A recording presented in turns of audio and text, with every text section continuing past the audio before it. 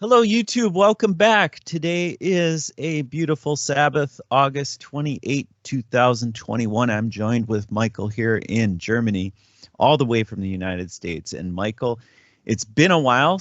I think it's been, how long has it been, Michael? Remind me. I forget now.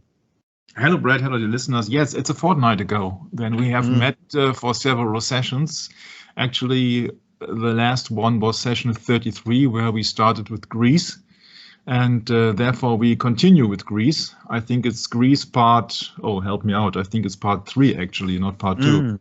Maybe it is. Maybe it is. You know, that's a interesting number, Michael. 33. It's one of these numbers you don't really think much about till you get older and you start recognizing what a secret society is and how they actually promote your faith in God, but yet at the same time they want to know everything about what, you know, if you're a member of that society, they want to know everything about you and your faith and why you think this and why you think that, and then they break you down and they make you take these rituals, and these rituals are part of a very satanic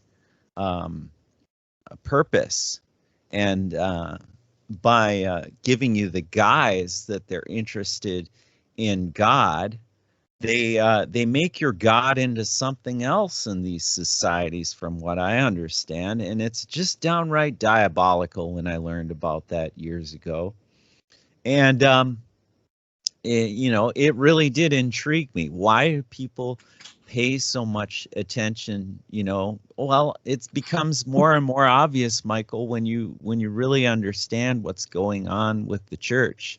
And I'm speaking about the mother of all harlots and abominations of the earth, which is a little bit more intricate than just a church, because you can just go to any old church and, you can just go there and you don't have to bring a Bible. You don't have to think about anything other than, what you see in front of you.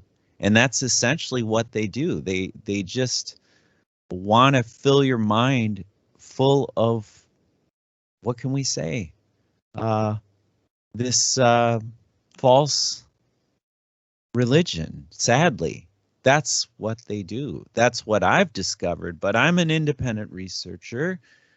I'm not saying I'm any better than anyone else here, because, the Bible points to our flesh as being sinful and fallen, and we have fallen along with all of the other creatures of heaven. And, part of being born in this world is discovering what the real problem here is. And that is a debatable thing. And debate is not such a good thing in the Bible, is it, Michael? Yeah, the truth is absolute, but in the eyes of the philosopher, the truth is relative to the one who is viewing, and it's a very individual truth. So I think there are so many deceptions out there. Let's go right into it, because there is a big one coming up. We spoke about, or we started about last time, with Plato's cave. We were in the philosopher's room. That's right. Now I remember. Yes, thank you, Michael. Yeah, we were a little bit rushed through it because there are much more interesting subjects, but as our time is limited and we cannot go into every nitty-gritty of it, I think it's very important to know the roots, because if we know the roots, then we know the offspring, right? Right. And, as a young man, being raised in a Lutheran church and going to a school system that taught only, the, what should we call them? The humanities. They teach you philosophy. And for some reason, I thought philosophy was some, great thing to study for some time. And just kind of went along with it for the longest time. And at the same time, I was studying the Bible and I was discovering, those things. And what you have essentially in the mind of someone as myself, I can testify, you have kind of a double-mindedness going on, because you can't serve both God and man. You can't serve both God and mammon. But when you start, really forming the very basis of your thought, you have to use the doctrine that you've been given, whether they force feed it or you get it on your own, doesn't matter, because we're all born dead in trespasses and sins. So essentially, when you take on the life of Christ and the teachings of Christ, and you give up on the flesh and you start to really focus on the Spirit, that's when things really start to click. But that process takes a lifetime. It's called sanctification. And, God initiates that, but he does it slowly. It doesn't happen quickly. And a lot of us, Michael, just don't have much patience today. So I'm sorry, but science is the new religion. I mean, we're taking the old religion away from you and replacing it with a lie. That's not so great, Michael. The majority of things in this world are not the absolute truth because it's been mixed up. The majority of people are on the broad way, meaning that they only see this life, and so they want to have the full force. The saddest part of it all, Michael, if you ask me, is this double-mindedness we get in our youth, and we think we can have both. We can have both the spiritual life and great riches, and at the same time, just completely forget about reading the Bible, because that's old stuff and that's boring, and there's nothing exciting in it. Well, that's just a lie straight from the pit of hell, isn't it, Michael? It is. It's a lie. So we spoke about Socrates last time, and we touched on the subject of his most so-called famous pupil. If Socrates ever existed, which is absolutely to doubt, it's not absolutely clear that he ever existed. So this is his famous pupil Plato, and he's coming up with a parable like Plato's cave. So what's it all about? The allegory of the cave is a paradoxical analogy wherein Socrates argues that the invisible world is the most intelligible and that the visible world is the least knowable and the most obscure. Yeah, but why is the world invisible? It is not the spiritual world he's referring to, but his visible world and invisible world in the allegory of the cave is actually the real world. So that means that there are some hierarchies which are enslaving people just to look at the signs and the writings on the wall instead of looking at the real action outside of their cave. So that would also be would also mean that the majority of people are enslaved in caves by their emperors, because they are in chains. In this parable, in this allegory, they are enslaved in chains. According to Socrates, physical objects and physical events are shadows of their ideas or perfect forms, etc., etc.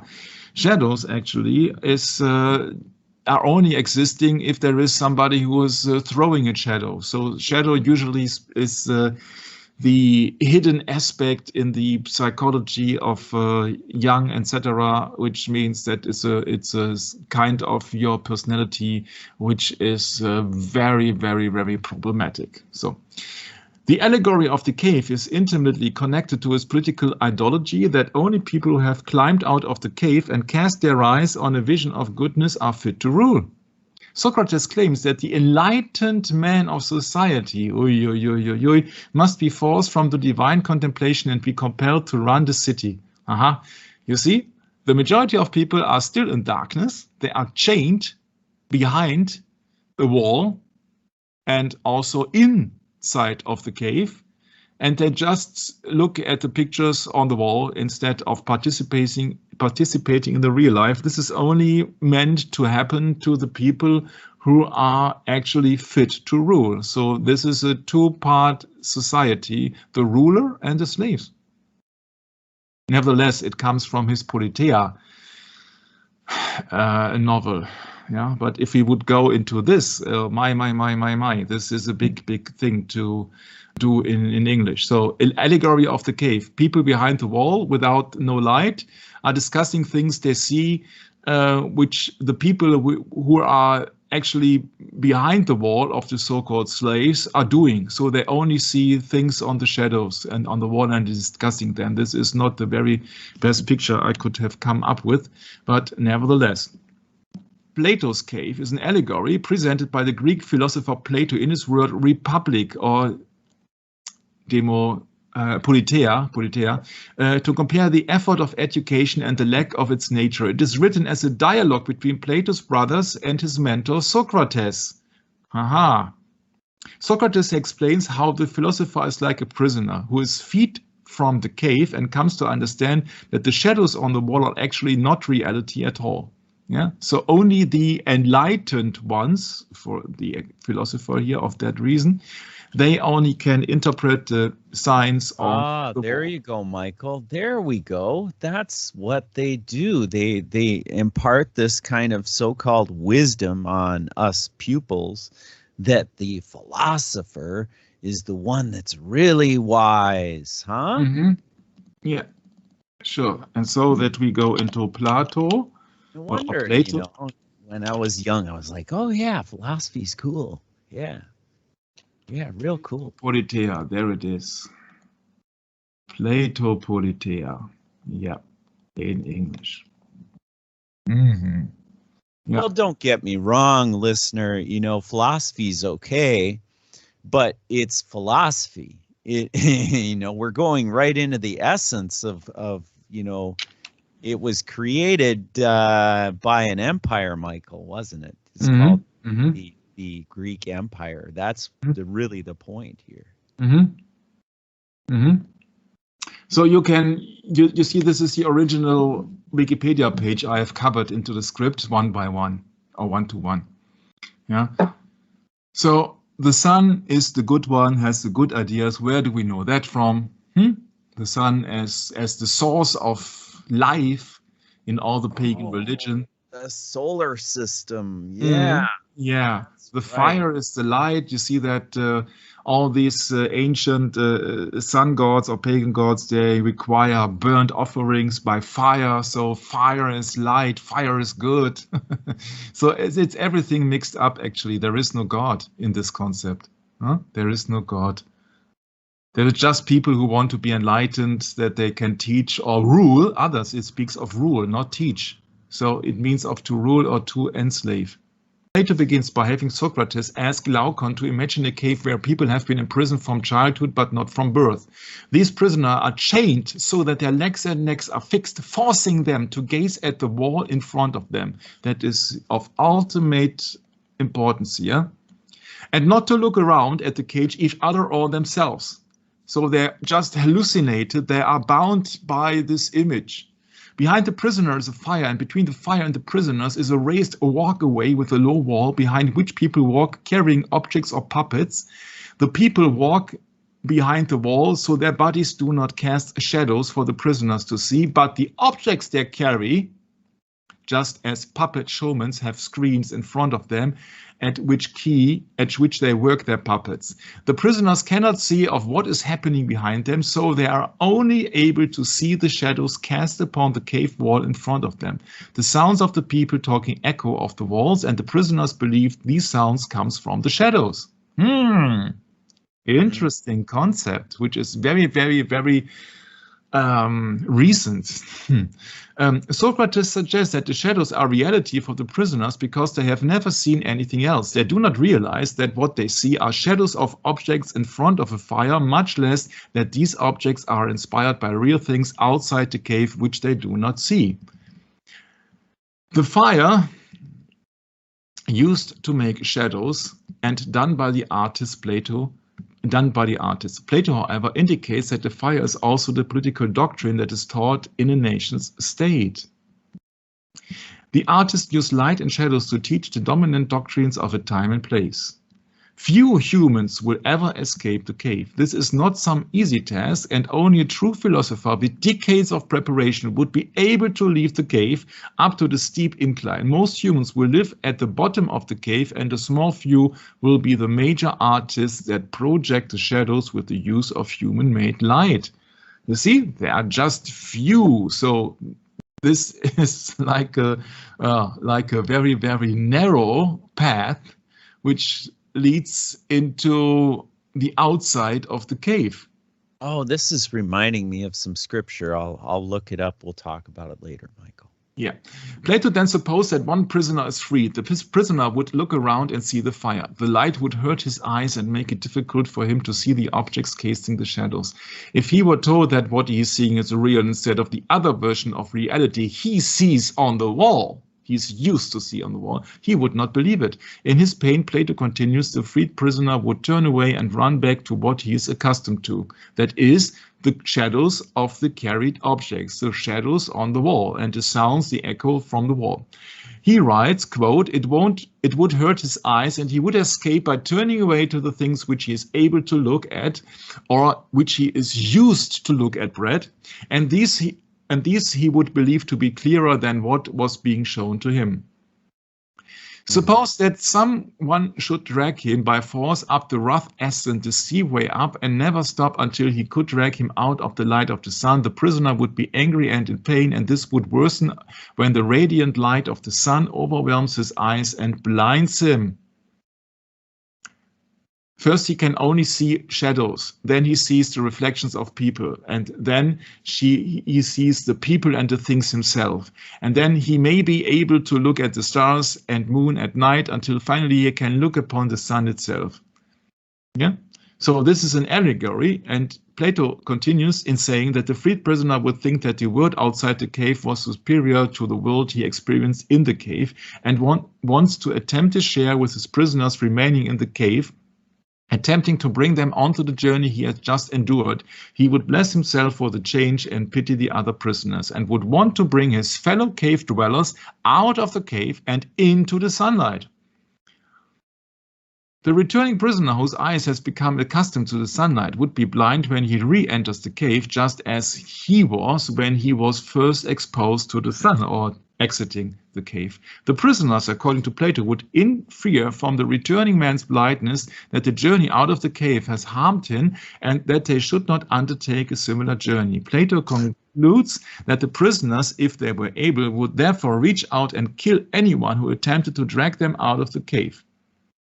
Yeah. And you see, this is coming from a book called Politeia. Yeah, so it has something to do, really something to do with politics, actually. Sure, that makes a lot of sense. And going back to the script now, I came up with this idea. This is a scene from the very famous movie of George Orwell called 1984. With Big Brother is watching you, and these people, what are they doing?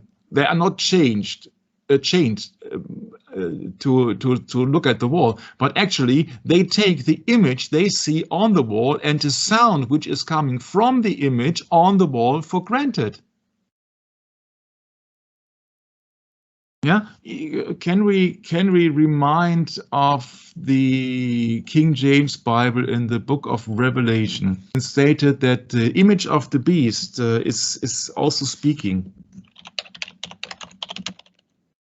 Oh, imagine. You want image, Michael.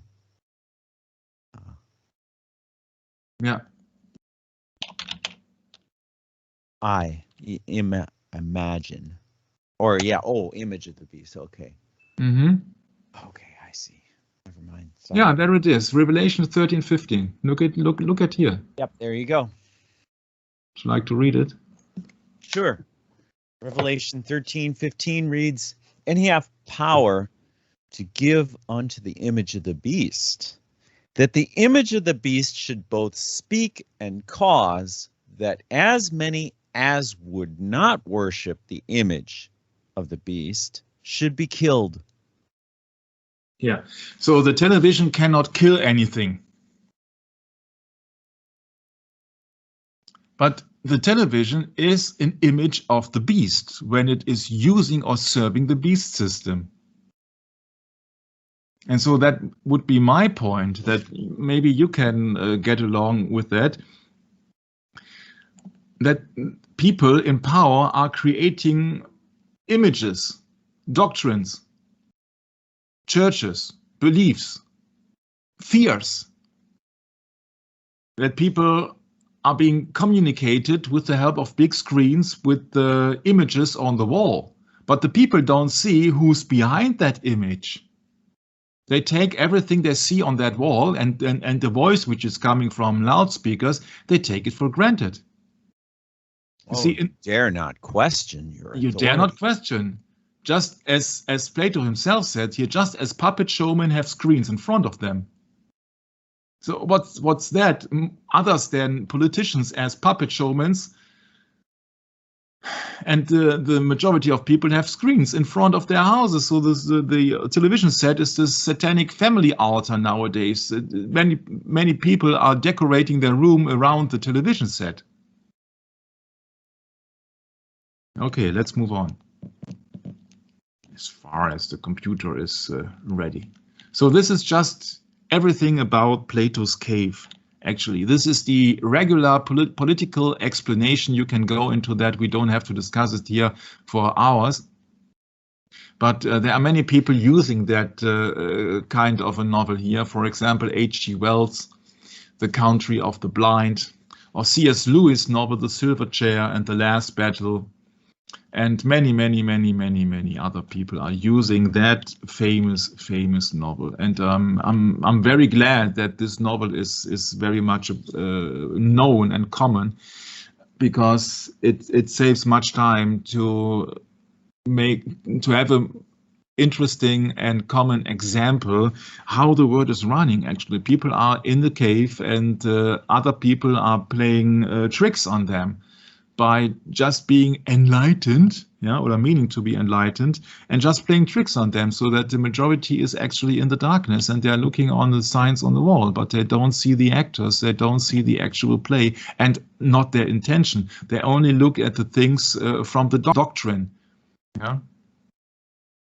So furthermore, we will go on to look at all the things which are going into the philosophy where metaphysics came from. These famous people, Plato, Kant, Nietzsche, Buddha, Confucius, etc., etc.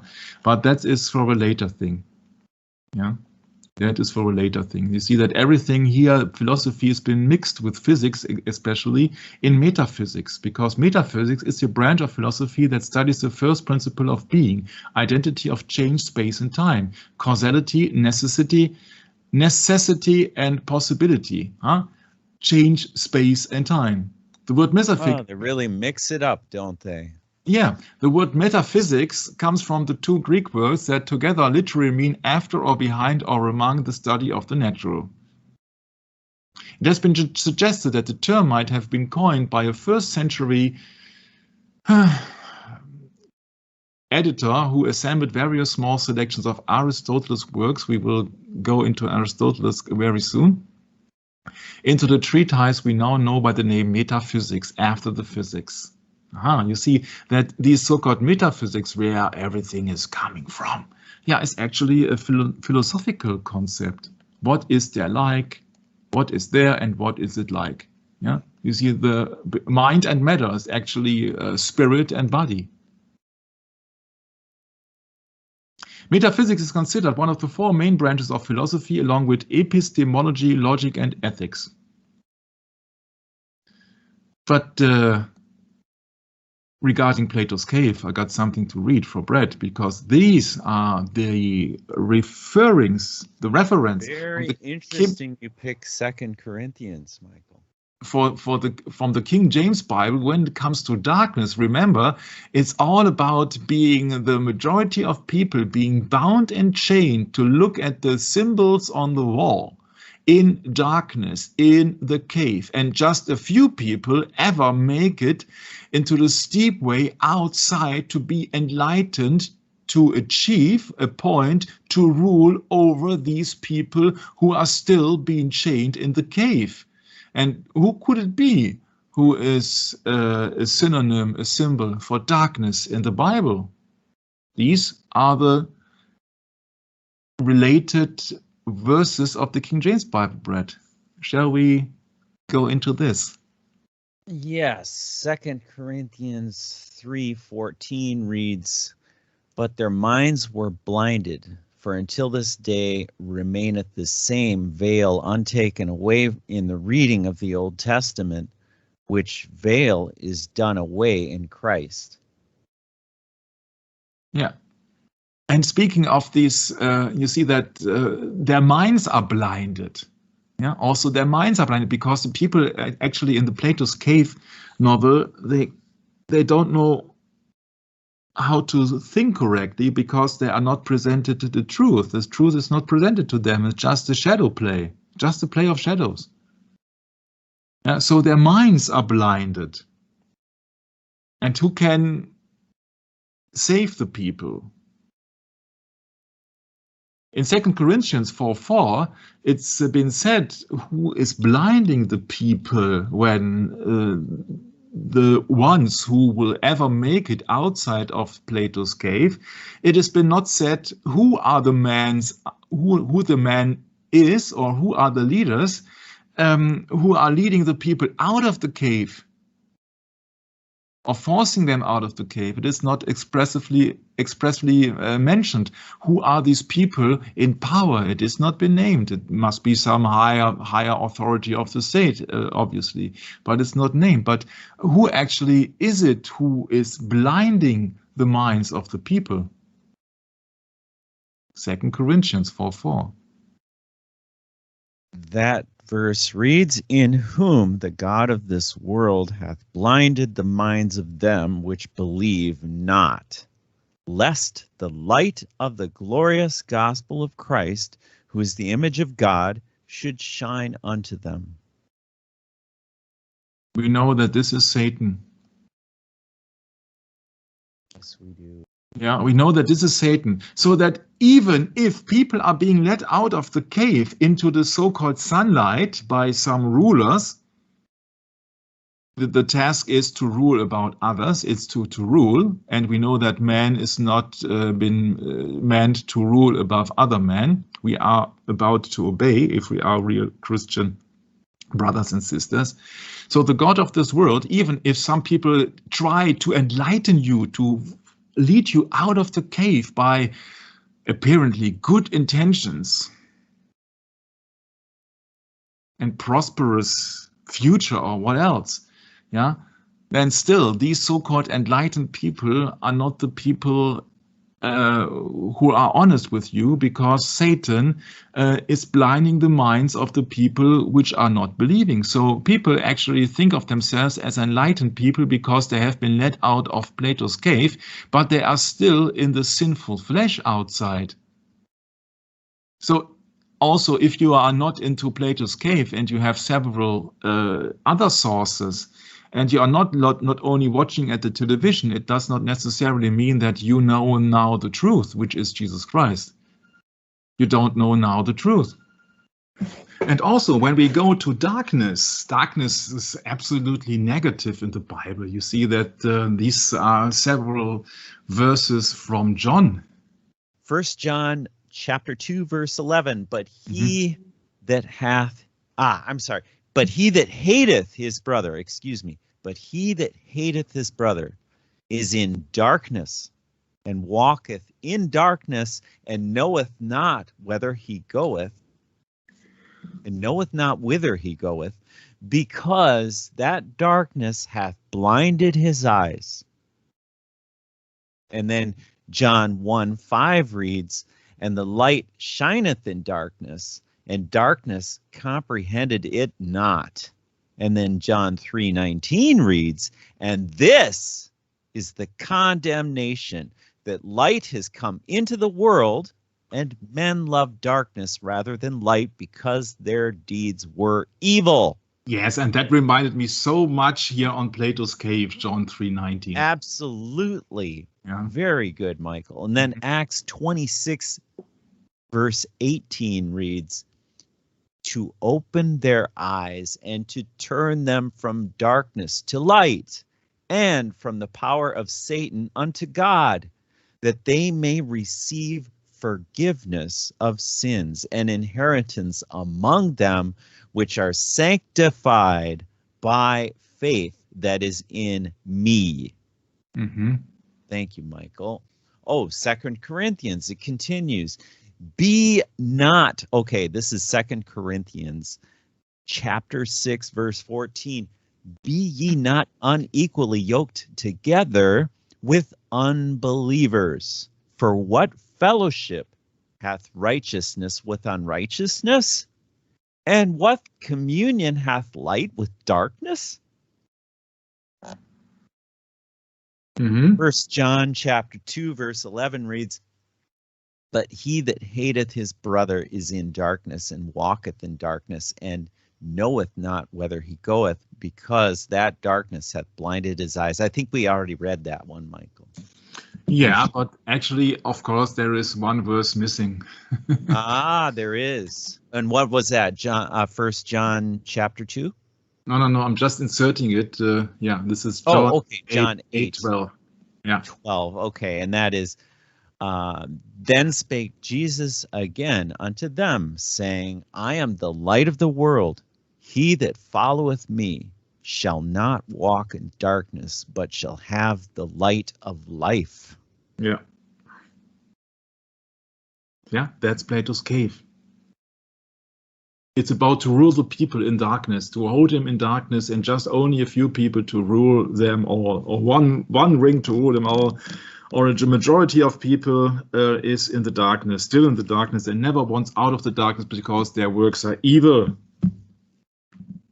Okay. So then I can skip it to page 686 because this is just the German part of it. Never forget that this Plato's cave is part of the novel Politeia, so it has something to do with politics. Yeah.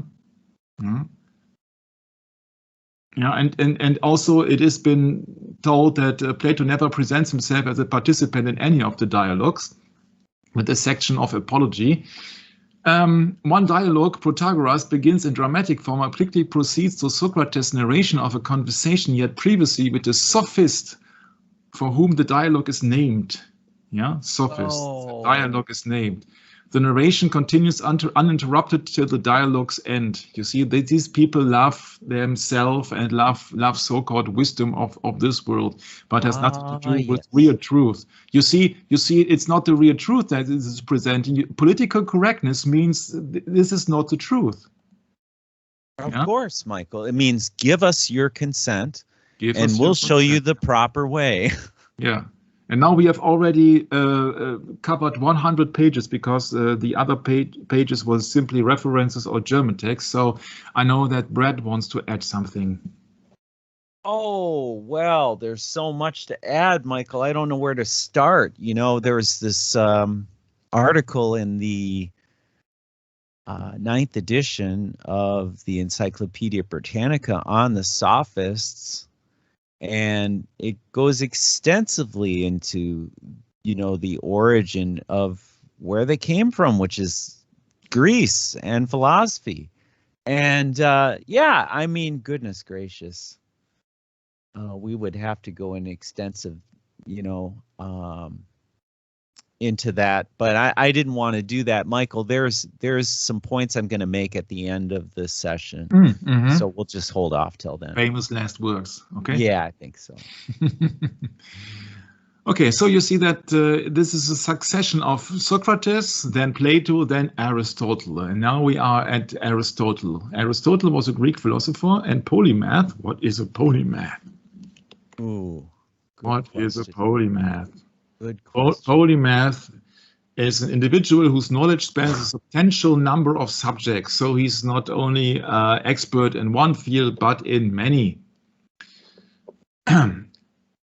During the classical period in ancient Greece, taught by Plato, he was the founder of the Lyceum, the peripatetic school of philosophy, and in the Aristotelian tradition. My.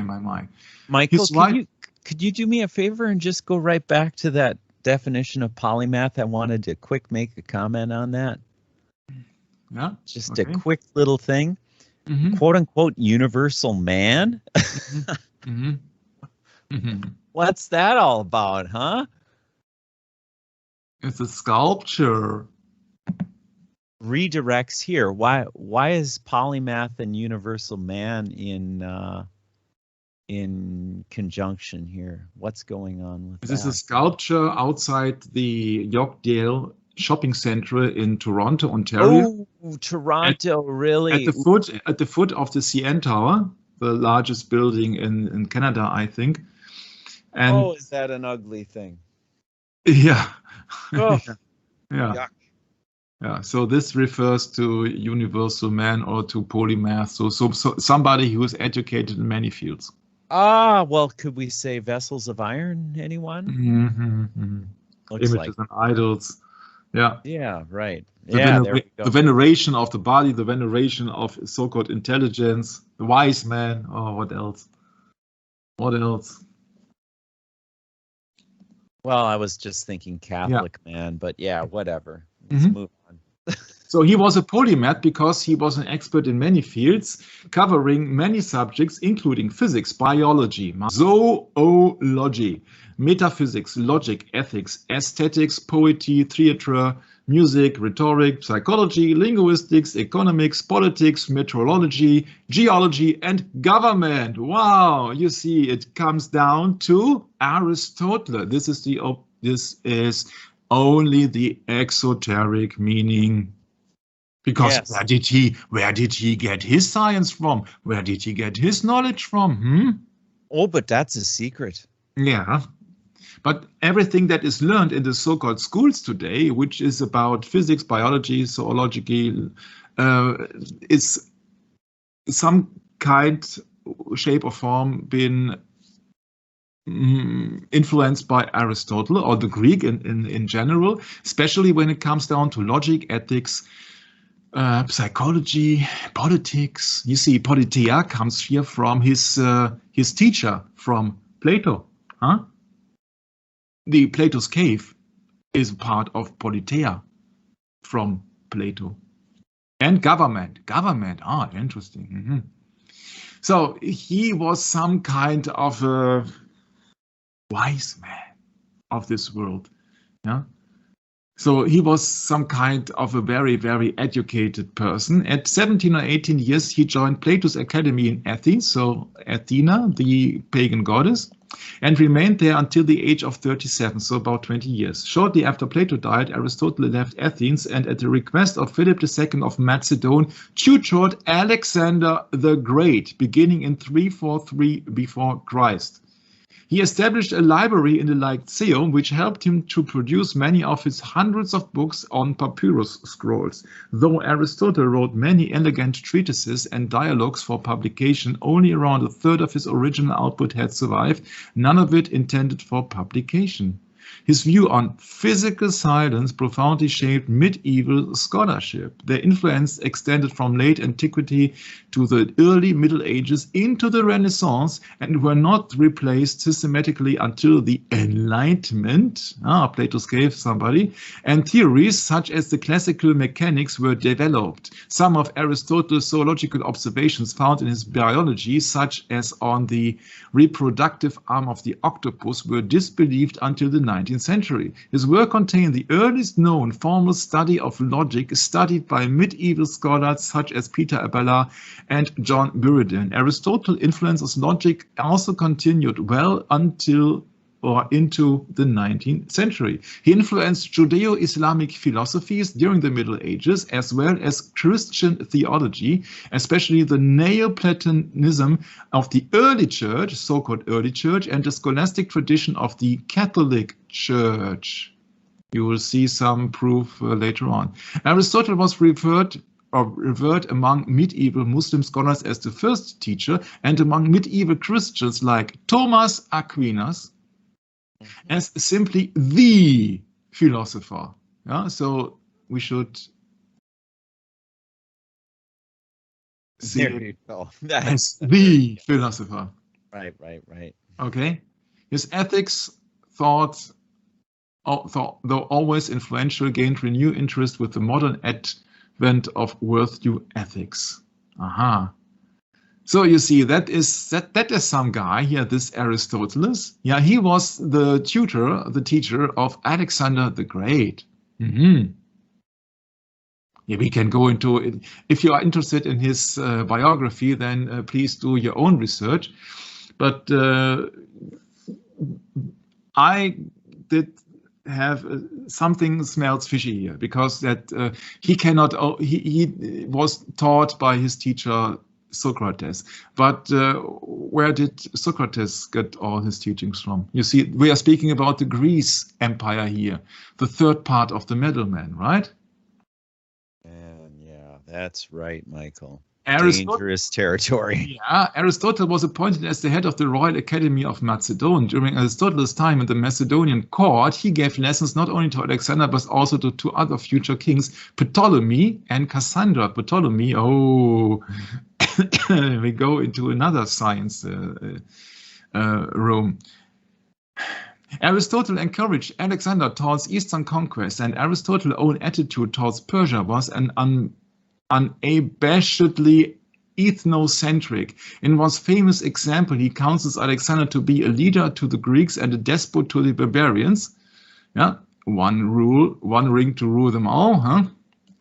Not to look after the former as friends and relatives, and to deal with the latter as with beasts or plants. Huh? Wow, that's a statement here. Huh? You see, as captive people or captives, you treat them as beasts or plants, so without any rights. So when he had returned to Athens, he established his own school at the Lyceum, etc., etc., etc. Metaphysics, we said that this is a mixture of real physics with philosophical teachings. Sure. Yeah. And so these are the concepts. It is not necessarily the truth. This is a concept. Yeah, this is like the theory of evolution, or the theory of life, or the theory of what else? Ask Albert Einstein. I was going to say Thomas Aquinas. Thomas Aquinas, yeah, he will come later on. Interesting enough, now here are the 5 elements. And Aristotle related each of the 4 elements proposed earlier by Empedocles, earth, water, air, and fire, to 2 of the 4 sensible qualities, hot, cold, wet, and dry.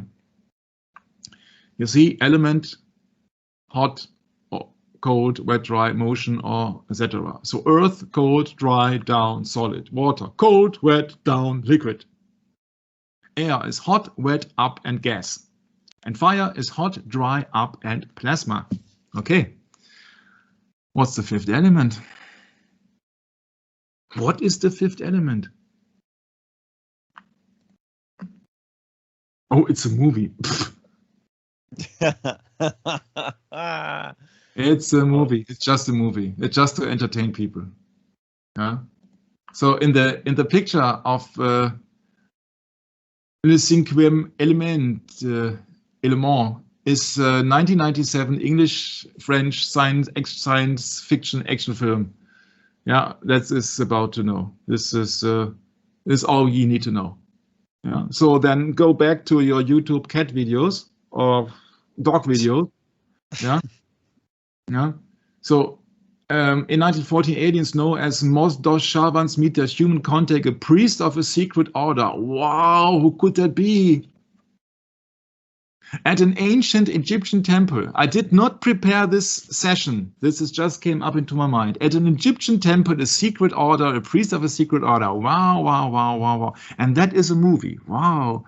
If you connect all the dots, secret order, a priest, the ancient Egyptian temple, and the movie industry, Hollywood, and English. And you come. Oh, this is starting to be reminiscent of Raiders of the Lost Ark or something like this. Yeah, it's not only this, but you see that the priest of a secret order of an ancient Egyptian temple refers explicitly to Freemasonry. Yes, yes, thank you. They take for safekeeping the only weapon capable of defeating a great evil which appeared every 5,000 years. Aha. They promise to return the weapon before the great evils re-emerge. The weapon consists of the 4 classical elements as 4 engraved stones, plus a 5th element in a sarcophagus. Aha. Sarcophagus, yes. Sarcophagus. Okay, sorry. Yeah. So what is the 5th? Problem. So what is the 5th element?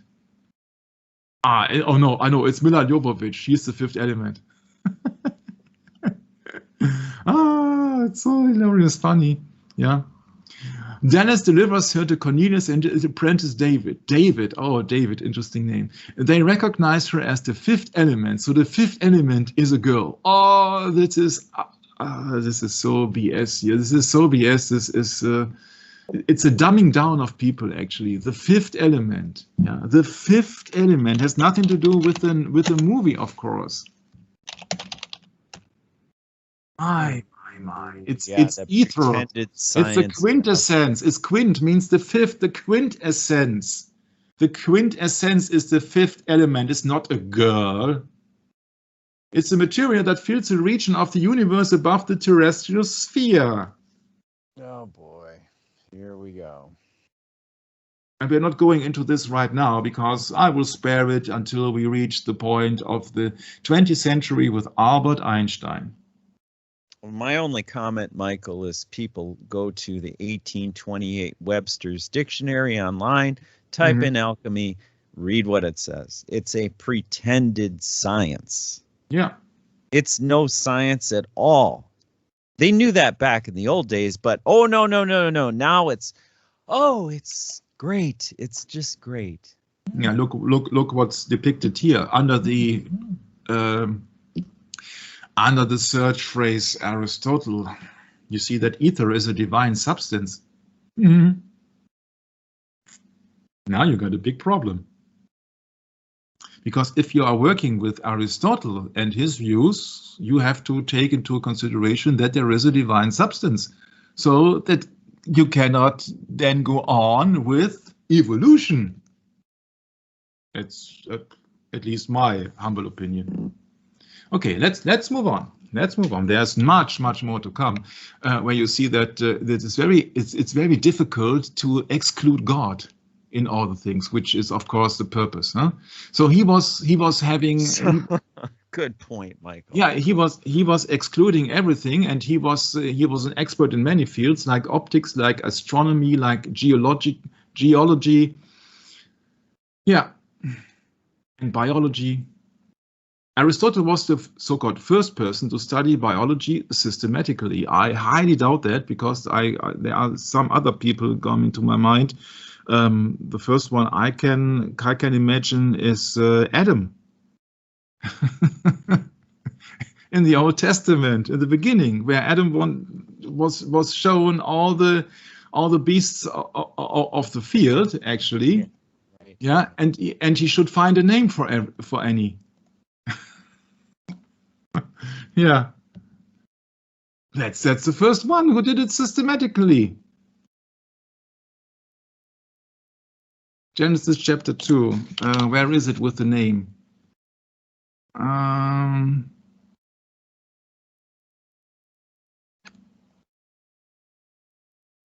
Here. This is second, even the second chapter of Genesis. Would you like to read it? Sure. Genesis chapter 2, verse 19 in the old King James Bible.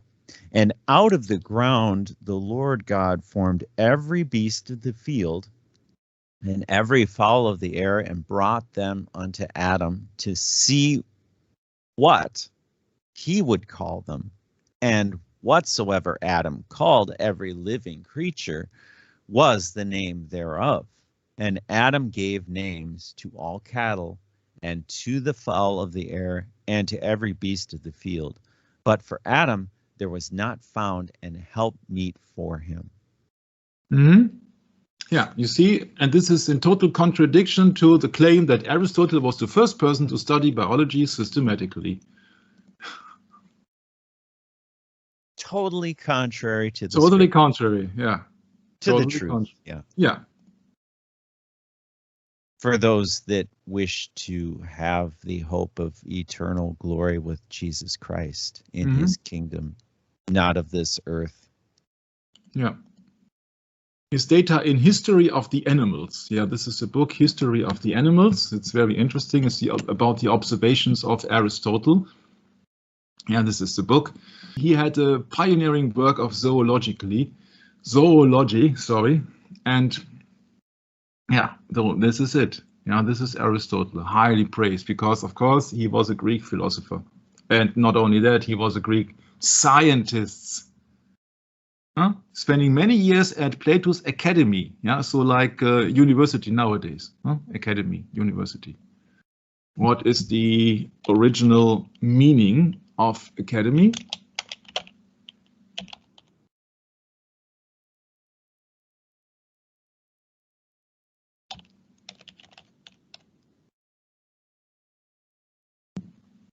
A public garden where Plato taught his school. Oh man, here we go. Academy Awards, anyone? Oh. It's so obvious, huh? It's so obvious. How everything is connected, and it moves. It's like a snowball system. You see that it starts with the philosophy of so-called Socrates, then Plato, then Aristotle, then they have an academy, then and then at the end of it, people think, oh, it was so for thousands of years, and they cannot even imagine that somebody started all this system, this worldly system. Sure. Yeah. Well, what do you expect when you study the origins of these things? You know. Yeah, but before we go into Einstein and Darwin, you see, we have to go to the roots, and the roots are here systematically to being studied, so-called studied, is in Greece. For example, Darwin too noted these sorts of differences between similar kinds of animal, but unlike Aristotle, used the data to come to the theory of evolution, not proof, theory of evolution. So that is the official thing. You see, the agenda behind Darwin is quite another one, but just to see that it was not Darwin who came up with the things of evolution. It was been depicted in the Bible before Jesus Christ was born as a human being here in this earth. Yeah. He practiced a different style of science. Yeah, you got it here. There's different kind of science. That Aristotle recorded that the embryo of a dogfish was attached by a cord to a kind of placenta, etc., etc. So they observed and they studied the things. That does not mean that these people are right. You can study a thing for 50 years and you can the result can be ultimately wrong. That does not mean anything. I've studied 7 years medicine. So what does that mean? You can be wrong after all. Yeah. So for the soul in psychology, for example, Aristotle, they had 3 different kinds of soul. Humans have a rational soul, animals have a sensitive soul, plants having a vegetative soul. Okay, 3 kinds of soul. He says in his book or his treatise on the soul, Psyches, where psychology comes from. Psychology means that it's the knowledge of the soul. Yeah, logis. It's one part, and psycho or psyches means the soul. So it's the knowledge of the soul. Because it's 3 kinds of souls or psyches, the vegetative, the sensitive, and the rational. Humans have a rational soul. So they have got different souls. That is his explanation on the soul. On the soul. This is the book from Aristotle. Once again, don't buy it, just want to mention it. Corpus Aristotelicum. Yeah, kinds of soul possessed by different kinds of living things, distinguished by the different operations. Plants have the capacity for nourishment and reproduction. The minimum they must be possessed by any kind of living organism. And there comes the false biology teaching that plants are an organism or they bear life. This is life. This is not life. According to the Bible, it's not life. Yeah, but it's just Aristotle, see? It's Aristotle. This is just the worldly knowledge with different books. And the summary, he says that, where is the summary? Yeah, and then you got 3 different souls. And it is ultimately very, very hard to come up with any conclusion of it, but he is absolutely sure that all species of living things, plant or animal, must be able to nourish themselves and reproduce others of the same kind. Living things. He depicts plants as living things. That's exactly what the so-called modern biology does when teaching to our children in the school system. They've been taught that animals, man and plants, they are living things. That is what they tell you. Yeah, and here pops up the name of Thomas Aquinas. So let's skip back to the thing. So that he says there are 3 different souls, and plants, they have a soul. What is the biblical explanation of a soul? It's in Genesis 2, verse 7, Brett. And the Lord God formed man of the dust of the ground and breathed into his nostrils the breath of life, and man became a living soul. Aha. So what is a soul? According to the description in Genesis 2:7 in the Bible, a soul means a creature of God which has been given the breath of life. So that means a creature of God which is breathing. Have you ever come across a plant who is breathing, who has lungs, who has nostrils, who has a mouth? Huh? If so, please contact me. Yeah, you see, this is very important that we go back to the roots.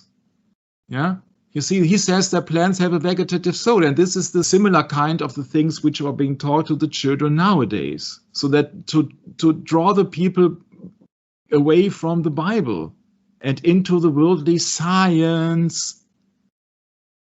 Okay?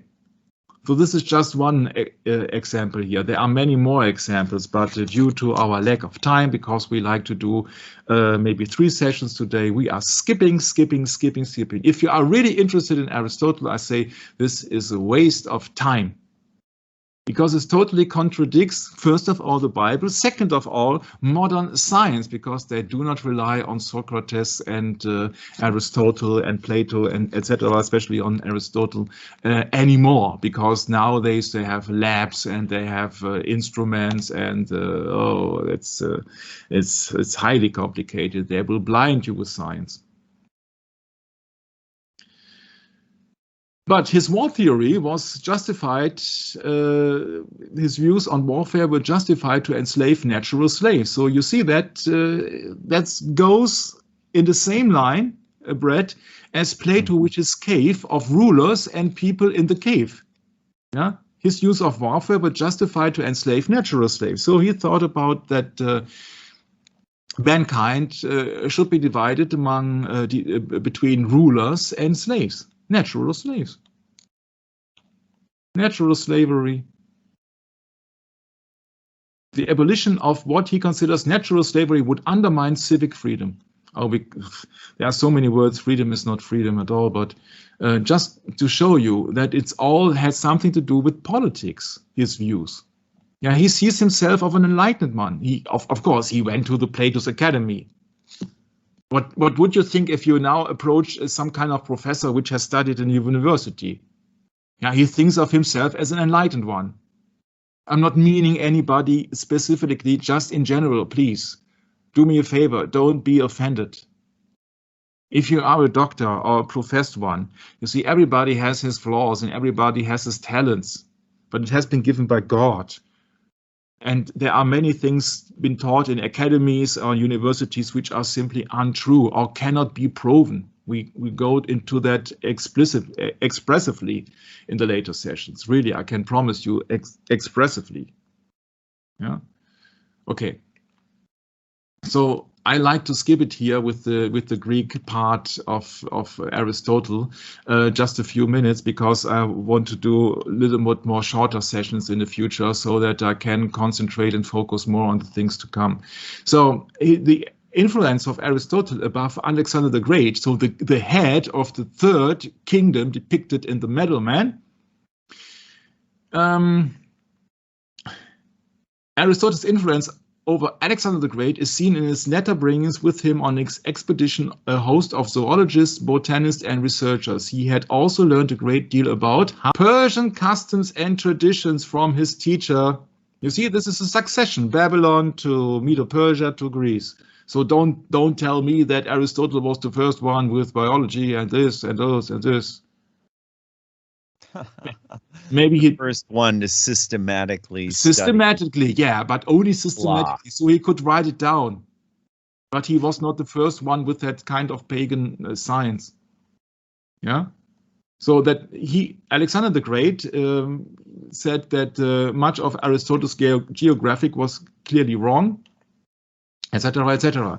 But on the Greek science, Hellenistic science, ancient Greek medicine, we will come to that later on. It is not until the age of Alexandria, so the city that Alexander the Great has erected or founded under the Ptolemies, that advances in biology can be again found. The first medical teacher at Alexandria is Herophilus of Chalcedon, corrected Aristotle, placing intelligence in the brain. Wow, that's a revolutionary act, huh? Placing intelligence in the brain, and connected the nervous system to motion and sensation, etc., etc. So you see that the first medical teacher at Alexandria. Interesting, huh? Did you ever heard about the first medical teacher at Alexandria? So Alexandria was a kind of a city of enlightened people. Let's put it this way. Yeah. Oh yeah, you could make Alexandria even bigger. Mm-hmm. Yeah. That's really, absolutely, yeah. Absolutely, yeah. I absolutely agree. So-called evolution, rather the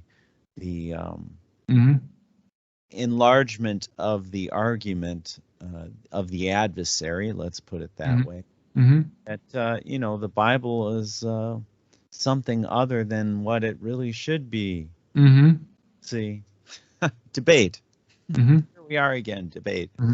Debates in the Bible. It's not a good thing. Yeah, you sometimes you don't want to know everything.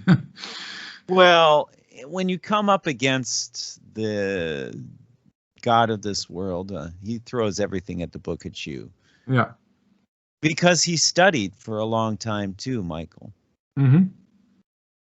Yeah, I would like to end it here with Aristotle. I think there is not much of valid coming on. He was one of the most revered Western thinkers in early Islamic theology. Yeah, they see him as number one. Yeah, they see him as number one philosopher.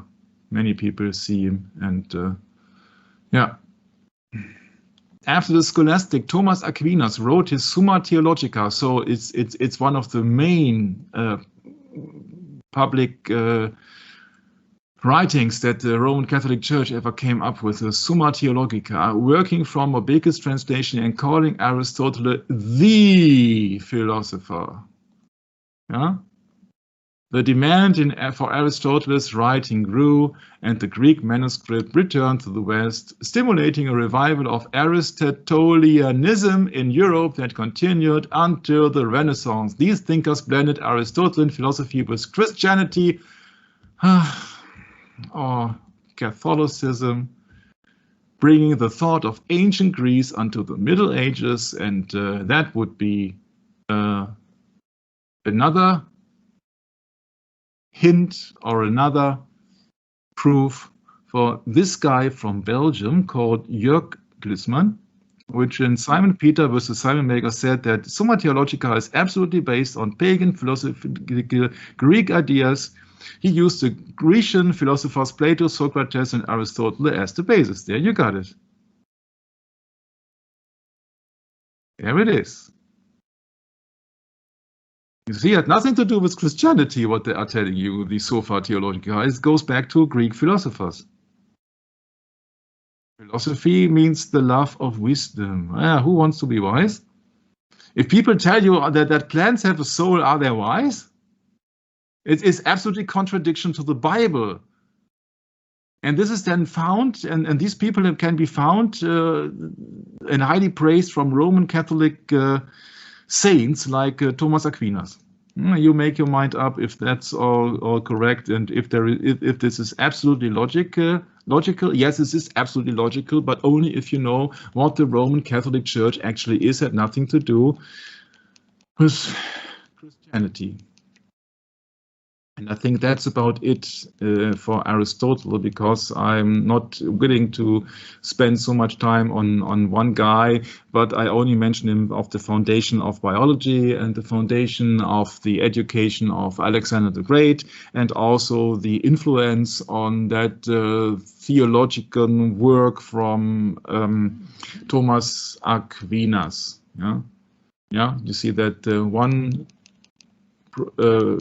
prolific advantage here is that we can skip so many pages, because this is just a German translation part of it, so that we will cover so many things, and then we can go to much interesting things in the next session, which will be then session 35 and Greece part 4, and let us surprise you what content there will be. Thank you very much for your time and your patience with me and my bad English, and now handing it over to my beloved brother Brett. Thank you very much. Oh, Michael, don't get so hard on yourself. I think you're doing great. And besides, you know, I'm here to just give you a little backup here and there when you need it. And the thing is, Michael, when you were asking me about commenting on this, you know, there's a portion of scripture here that we've talked about extensively over and over and over again, made reference to about beware lest any man spoil you through philosophy. It's in Colossians chapter 2, verse 8, I think, Michael. And it goes, beware lest any man spoil you through philosophy. And, you know, this is what I want to elaborate on more in the Bible, is actually 2 Corinthians chapter 11, verse 1 through ending in, let's say, verse 15. So 2 Corinthians 11. Chapter 1, was it? Oh, no. Second Colossians, Mike. Oh, okay. Second Colossians? There is no second. I'm sorry, 2 Corinthians. Okay.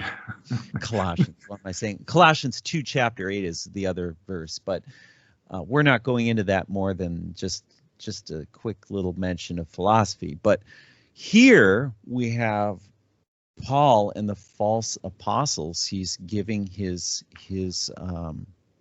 rundown here, and I think it would be really good to go over this quick. What's it now? It's Second Corinthians. Corinthians, yes. 2 Corinthians chapter 11, verse 1. So here we go. Okay. Would to God ye could bear with me a little in my folly, and indeed bear with me. For I am jealous over you with godly jealousy. For I have espoused to you one husband, that I may present you as a chaste virgin to Christ. Excuse me. For I am jealous, back to verse 3, but I fear lest by any means the serpent beguiled Eve through his subtlety.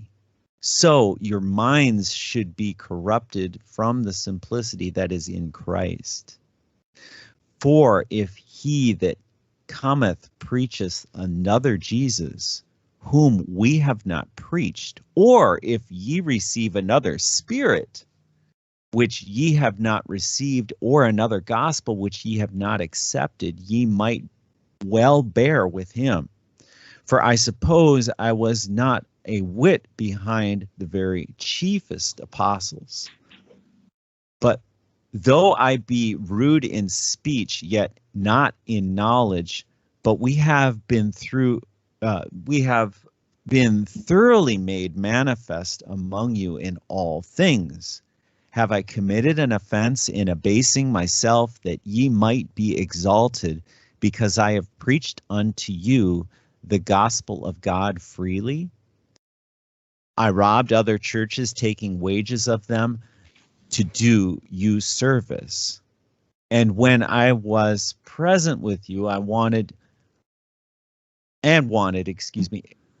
I was present with you and wanted, I was chargeable to no man, for that which was lacking to me, the brethren which came from Macedonia supplied.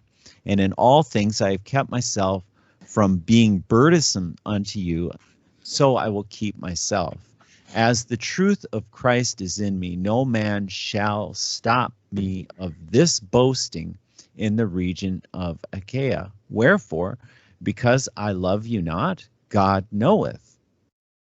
But what I do, that I will do, that I may cut off occasion from them that which desire that wherein they glory, they may be found as we.